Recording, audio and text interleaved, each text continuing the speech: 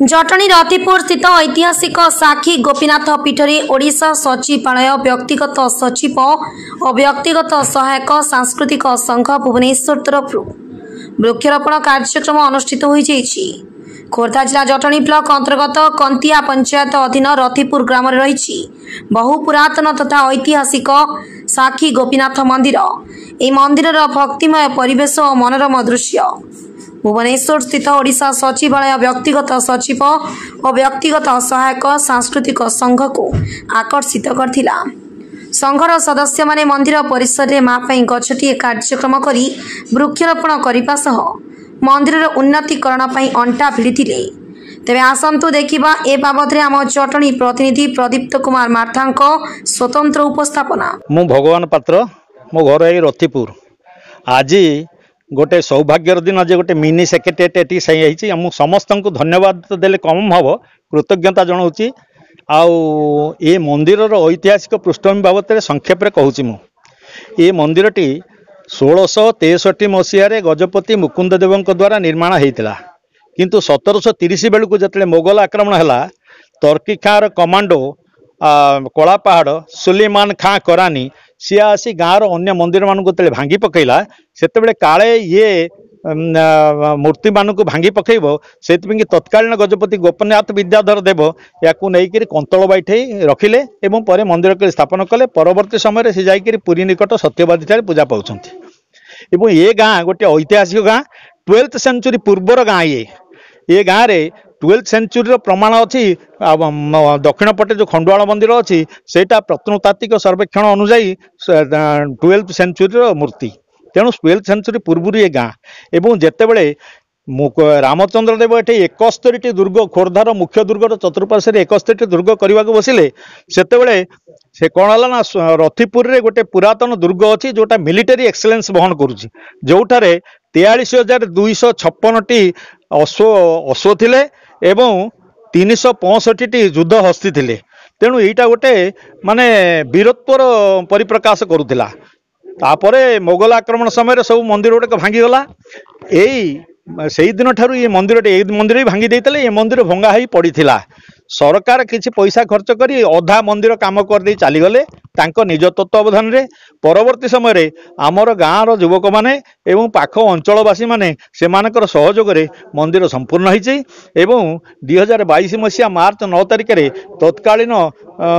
महामहिम राज्यपाल गणेशीलाल द्वारा लास्ट पूर्णाहुति दिखाई विग्रह मान स्थापन कर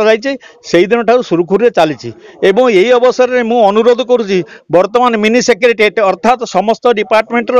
कर्तव्यरत अधिकारी मानक निवेदन करुँची ये मंदिर से लगिला से केमती मंदिर उन्नति हम केमती अग्रगति कर दयाकोरी दायित्व नियंतु आमको कृतज्ञ करंतु। मो ना है प्रताप चंद्र सामंतराय समाजसेवी घर हूँ रतिपुर गढ़। आमर साखी गोपीनाथ मंदिर जो डेवलपमेंट काम चली आज ओडिशा सचिवालय एसोसिएशन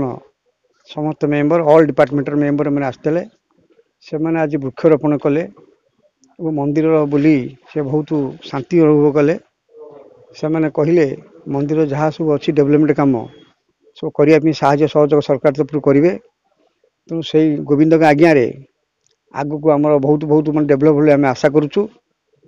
ऑटोमेटिकली एवं गोटे सब कमिटी कलु सब कमिटी रे आमर हटकिशोर प्रधान हेले सभापति अमर छोटरा है आमर सेक्रेटरी एवं ब्रजकिशोर है सह संपादक निवास पाइकार है भाइस प्रेसिडेंट एवं अन्य सब रमेश सुकांत सब अन्य मेंबर हेले एक्टिव मेंबर एवं एटा आंचलिक भी गोटे कमिटी गढ़ू। आंचलिक कमिटी सबू गाँव मेंबर रे जो मान ठाकुर प्रति भक्ति अच्छी। तेणु आशा करुचु आगामी दिन में मंदिर बहुत बहुत उन्नति हम समस्त स्वतंत्र भाव में साहाय्य करने आसुँच। आम भी आशा कर सचिवालय समस्त सेक्रेटरी मैंने आसवे एवं मंदिर परिक्रमा करी बहुत माने मत व्यक्त कले आग को मंदिर बढ़िया से सहयोग साहाय्य करेंगे कहले। तो ये पुरातन मंदिर जेहेतु 1663 मसीह होता से मंदिर फिर आज्ञा फिर पुनरुद्धार है आम 2022 मार्च से दिन ठारू आम ठाकुर नीतिकांति निबंध विवाह एवं अन्य सब डेभलपमेंट काम धीरे धीरे आगौची पिला नहीं ये समस्त ग्रामवासी एवं अंचलवासी समस्त साहय सहयोग करुचु दाता बहुत आसी स्व मोटवे आसी ये दान धर्म कर तेणु से कि आज जो मैं सचिवालय समस्त पीएस मैंने आसछंती समस्त देखिक सहयोग करेंगे अनुदान करेंगे आमको ठाकुर पाखे मत व्यक्त कले। ना सत्यवादी बलियार सिंह ओडिशा सचिवालय व्यक्तिगत सचिव और व्यक्तिगत सहायक संघर तरफ से आम आज ये वृक्षरोपण कार्यक्रम यही साखी गोपीनाथ मंदिर परिसर रे ये कार्यक्रम करुचु। प्रतिवर्ष संघ तरफ वृक्षरोपण कार्यक्रम करा जाए एवं ये वृक्षरोपण आउ वृक्ष रक्षण ये दीटाक मनीष जीवन पाई अत्यंत अपरिहार्य से संघ ये कार्य महनीय कार्य को करने बद्धपरिकर एवं प्रतिवर्ष ये कार्यक्रम करी आसुछि। ये कार्यक्रम वृक्ष मनीष जीवन नुहे जीव जगत पाई आवश्यक नचेत आम देखुचे ये प्रचंड खरा और प्रचंड जो अंशुघात रे लोक माने शेष अवस्था को पहुँचले तथापि चेतुना ये चेतना जागृत करने एवं प्रकृत वास्तव में गछ लगे गछ रोपण करवा एवं गछ रक्षण करवा ये हूँ मूल उद्देश्य संघर से प्रतिवर्ष यार सांस्कृतिक जो संघ अच्छी सचिवालय व्यक्तिगत सचिव एवं व्यक्तिगत सहायक संघर जो सांस्कृतिक संघ अच्छी ता तरफ ये कार्यक्रम सबुले आम कर आसुचु प्रतिवर्ष आउ ये कार्य प्रतिवर्ष चालू रहिबो यह जीव जगत अत्यंत अपरिहार्य। मो श्री विघ्नराज प्रधान मु साधारण संपादक ओडिशा सचिवालय व्यक्तिगत सचिव और व्यक्तिगत सहायक संघर साधारण संपादक एवं आपण माने जानी थिबे ए महत् कार्य को आम हाथ को नहींचु। ए संघ दैनंदिन परिसर रे सेमानक प्रशासनिक कार्य करने सहित ये संघर विभिन्न प्रकार उन्नतिमूलक कार्य विभिन्न प्रकार एक्टिविटीज महत् उद्देश्य रे करा जाउची। आज जो कार्यक्रम आपण देखुचंती बा आज जो आपण माने आम सहित हाथ मिलैछंती ये जो ग्रामवासी माने आम ग्राम ये रथिपुर ग्रामर भाई भौणी माने मुरबी माने सेमान हमको सहायता देइछंती एवं सहयोग करछंती तेणु निश्चित भाव में आम से निकट रे चिर कृतज्ञ। किंतु विशेष करी आम ये जो गछ माने मनीष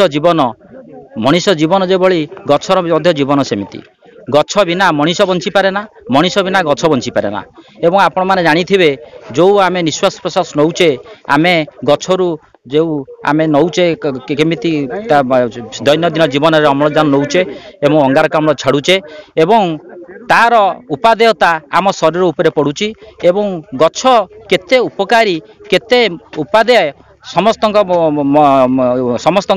सम्मुख में आपण मैंने निजे उपलब्धि कले जानीपारे एवं आमे मध्य अंगा भाई जड़ित कारण गछ नथिले आमर जो वायुमंडल दूषित होता एवं गछर विभिन्न प्रकार आम जो मेडिसिनाल प्लांट को नौचु औषधीय वृक्ष रोपण करुचु तार उपादेयता आपड़ देखिए विभिन्न प्रकार आयुर्वेदिक मेडिसिन अन्य मेडिसिन तैयारी होउची जहाँ फल कि गछर जो मेडिसिन आम उत्पादन करुचे आम बहुमूल्य जीवन मत बंचाई पारुचे गछ द्वारा ये जो मेडिसिनाल प्लांट औषधीय वृक्ष द्वारा। तेणु आपण मैंने जानी ये एक महत् कार्य आमर दैनंदिन सेवा सहित सरकारी कार्य आम एसबू कम को अति प्रति वर्ष पालन करुचु वृक्षरोपण करुचु अन्य कार्यक्रम हाथ को नहीं ये संघ हाथ को नहीं एवं जो बदान्य व्यक्ति माने मुरबी माने साही मुरबी माने आमको सहयोग करुछंती सेमाने मध्य आम सहित सहायतार हाथ बढ़ाई से जहाँ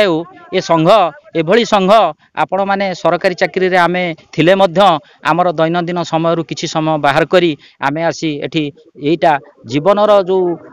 उपादेय जिनिस आमे ताकू माने जेमती आरंभ करा जीवो ता पई आमे चेष्टा करूछु तांकर हाँ चेष्टा करुचु। तेणु मु शेष में समस्त को आपण मानकु एवं गाँव मुरबी भाई मानकु एवं मोर जो सहकर्मी माने आज एठी सहयोग करछंती दायित्व नहीं तेणु मु समस्त को मो संघ तरफ मु समस्त को धन्यवाद ज्ञापन करुछि।